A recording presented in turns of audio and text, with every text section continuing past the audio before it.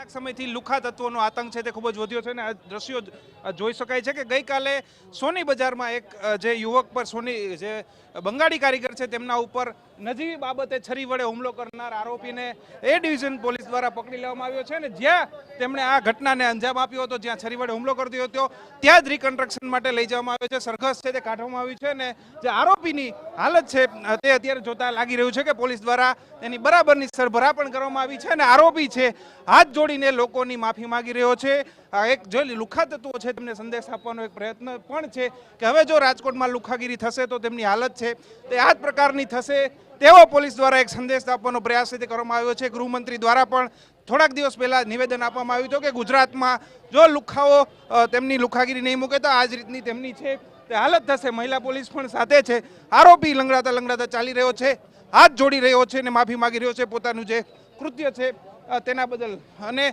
હવે એક સંદેશ આપવાનો પ્રયાસ છે કે જો રાજકોટમાં હવે લુખ્ખાગીરી કરી તો આ જ પ્રકારની તેમની હાલત થશે. કેમેરામેન ભાવેશ લશ્કરી સાથે રોનક મજીઠિયા, TV9 રાજકોટ.